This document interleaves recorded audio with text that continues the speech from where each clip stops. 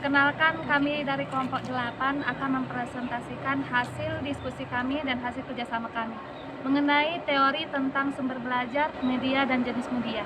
Saya sebagai moderator dan di samping saya pembaca satu bernama Saya Sinta Maria Aritanang.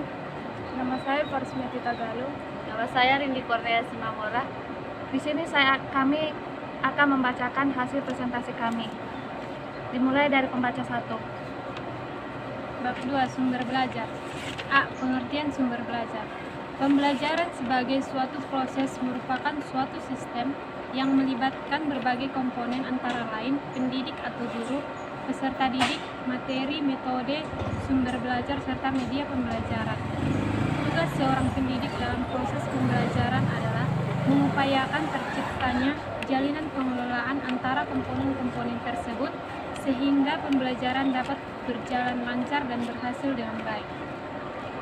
Ada 6 kejadian penting dalam proses pembelajaran yang dapat dibentuk oleh sumber belajar yang dapat dimanfaatkan, dibuat, dipilih, dan diterapkan secara tepat. Yang pertama yaitu ciptakan dan jaga perhatian dapat dilakukan secara bertingkat. Mula-mula menarik ketiga ketertarikan dan dijaga terus sampai berakhirnya proses pembelajaran. Hal ini dapat dilakukan dengan cara menciptakan rangsangan-rangsangan yang tepat dan memukau. Yang kedua, tunjukkan keterkaitan pesan yang sedang dibelajarkan dengan pesan yang telah diterima sebelumnya. 3. Arahkan proses belajar dengan menggunakan bahan-bahan visual, audio verbal, dan kombinasi dari berbagai bahan tersebut. Upayakan bahan tersebut yang dapat menyajikan isyarat-isyarat dan tekanan berbagai pesan baru. 4. Ciptakan komunikasi yang fair, sehingga umpan balik dari dan kesasaran dapat dimanfaatkan untuk mempercepat tingkat kesamaan bahasa dan persepsi sasaran. 5. Ciptakan dan pelihara kondisi untuk mengingat, menganalisis, menginventarisasi, menyimpulkan, menerapkan, dan mengevaluasi pesan yang diterima. 6. Selama dan setelah selesai belajar, dilakukan kegiatan evaluasi sesuai dengan formalitas masing-masing situasi belajar. B. Kegunaan sumber belajar. Peranan sumber belajar pada saat ini masih belum optimal. Biasanya selain guru, sumber belajar yang digunakan hanya buku. Hendaknya dalam proses pembelajaran, seorang guru dapat mencari dan menggunakan secara tepat berbagai sumber belajar guna memudahkan pencapaian kompetensi kemampuan secara efektif dan efisien.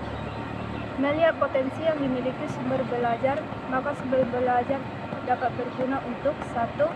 Menimbulkan gairah belajar. Gairah belajar akan ditimbulkan karena bukan hanya jurus saja yang dapat dijadikan tumpuan untuk memecahkan masalah dalam proses pembelajaran.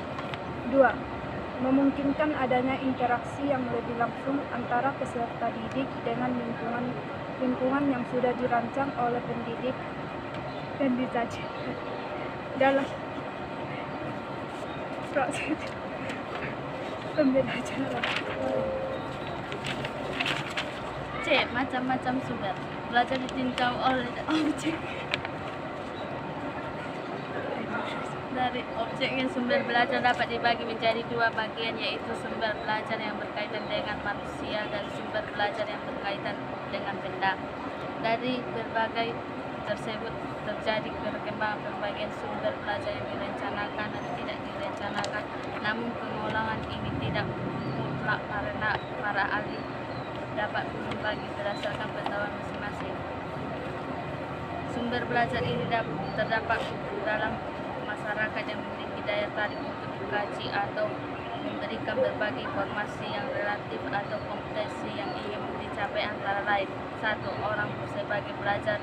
Sumber belajar orang dapat dikategorikan sebagai sumber belajar sebab pemikirannya dapat menciptakan atau menimbulkan berbagai ilmu, pengetahuan, dan teknologi yang dapat dipergunakan sebagai sumber belajar dengan orang lain. 2. Perasaannya dapat menyimpulkan berbagai ekspresi seni, estetika, dan etika yang dapat dijadikan sumber belajar.